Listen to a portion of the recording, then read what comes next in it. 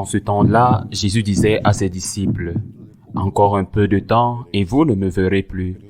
Et puis encore un peu de temps et vous me verrez parce que je vais au Père. » Là-dessus, quelques-uns de ses disciples dirent entre eux, « Que signifie ce qu'il nous dit? Encore un peu de temps et vous ne me verrez plus. Et puis encore un peu de temps et vous me verrez. Et parce que je vais au Père. » Il disait donc, que signifie ce qu'il dit? Encore un peu de temps, nous ne savons de quoi il parle. Jésus connut qu'il voulait l'interroger, leur dit, « Vous vous questionnez les uns les autres sur ce que j'ai dit, encore un peu de temps, et vous ne me verrez plus. Et puis encore un peu de temps, et vous me verrez. Amen, amen, je vous le dis. Vous pleurerez et vous vous lamenterez, et le monde se réjouira. Vous serez dans la tristesse, mais votre tristesse changera en joie. » Acclamons la parole de Dieu. Pour ceux qui nous suivent, cet évangile que nous avons lu ne coïncide pas avec la fête qui est célébrée en ce jeudi, Ascension du Seigneur. Nous avons cette homélie depuis Madrid qui appartient à une autre conférence épiscopale. Et donc, la fête de l'Ascension du Seigneur sera célébrée le dimanche prochain, 7e dimanche du temps pascal. Je ne doute pas que nous ayons un avantage sur les apôtres et les disciples qui ont écouté Jésus, car nous regardons l'histoire 2000 ans plus tard et nous savons tout ce qui s'est passé. Il est facile de dire, pourquoi n'ont-ils pas eu la foi? C'est facile à dire parce que nous savons qu'il est ressuscité des morts, qu'il est monté au ciel, qu'il a envoyé le Saint-Esprit, mais ils n'avaient pas cette vision de l'histoire. Ils devaient faire confiance à Jésus. À quoi le Seigneur fait-il allusion? Les apôtres et les disciples lui demandent, « Que veux-tu dire, Seigneur, quand tu dis que dans peu de temps, vous me verrez, dans un peu de temps, vous ne me verrez pas, et qu'ensuite vous me reverrez. » Pensons à l'expérience personnelle de chacun d'entre nous. Je suis sûr que, d'une manière ou d'une autre, nous avons tous eu une expérience de Dieu, une expérience de Jésus, une expérience ou d'une autre. Il y a eu des expériences vraiment intenses. Il y a eu des expériences plus calmes.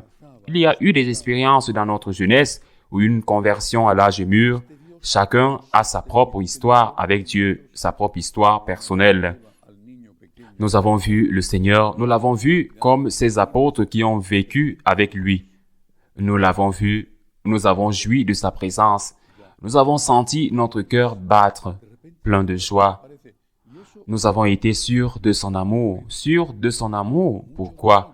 Parce qu'il nous a embrassés, il nous a touchés et soudain, ce Dieu qui nous tenait, qui nous portait dans ses bras comme une mère porte un petit enfant, lui prodiguant toutes sortes de soins et de câlins, soudain, ce Dieu disparaît.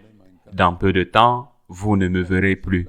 Soudain, ce Dieu disparaît et cela peut arriver pour de nombreuses raisons. Par exemple, une maladie liée à l'âge, une maladie qui apparaît soudainement, quel que soit votre âge, un accident, un problème à la maison, une situation professionnelle compliquée qui vous angoisse, un problème dans votre pays.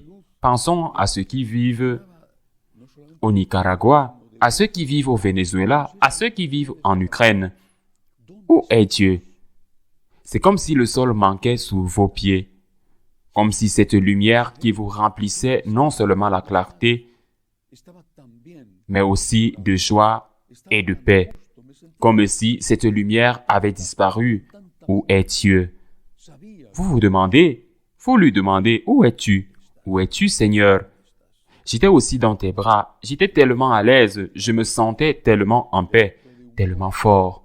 Je savais ce que j'allais faire et maintenant, où es-tu? Où es-tu? C'est la phrase prophétique de Jésus. Dans peu de temps, vous ne me verrez plus. Nous l'avons vu. Nous avons profité de sa lumière et nous voulons continuer à profiter de ses caresses, de l'affection, de la tendresse, des étreintes du Seigneur. et il est parti. Peut-être qu'il n'est pas parti complètement, peut-être que ce n'est pas une nuit noire, peut-être que c'est encore un doux crépuscule, mais il semble impossible de continuer à vivre. Nous nous demandons et nous le demandons, mais où es-tu? Pourquoi es-tu parti? Je ne comprends pas pourquoi cela m'arrive-t-il. Et à la douleur de ce qui arrive s'ajoute cette douleur qui la rend encore plus grave, celle de ne pas savoir pourquoi cela arrive, de ne pas savoir pourquoi Dieu permet que cela arrive. Jésus a dit, « Dans un petit moment, vous ne me verrez plus. » Il est préparé à la croix. Il nous prépare à nos ténèbres. Dans un petit moment, vous ne me verrez plus. Mais ce n'est pas la fin parce qu'il ajoute, « Et dans un autre petit moment, vous me reverrez. » Et que doit faire l'apôtre, le disciple? Que doit faire chacun d'entre nous pour traverser ce moment de ténèbres, cette situation de vide, de questions sans réponse? Que devons-nous faire? Faire confiance, se souvenir des moments de lumière, se souvenir des étreintes, des câlins, de l'affection, se souvenir des moments où nous avons été tenus en l'air par ces mains merveilleuses du Seigneur, de Dieu, qui est notre Père. Se souvenir et faire confiance. Seigneur, je ne comprends pas. L'heure de ma maturité est arrivée et tu as caché ton visage. Peut-être l'as-tu simplement gonflé un peu. Tu ne l'as pas caché du tout et je ne peux pas le supporter. Je veux des réponses et je ne les ai pas. Il est temps de se souvenir des moments où nous avons été éclairés.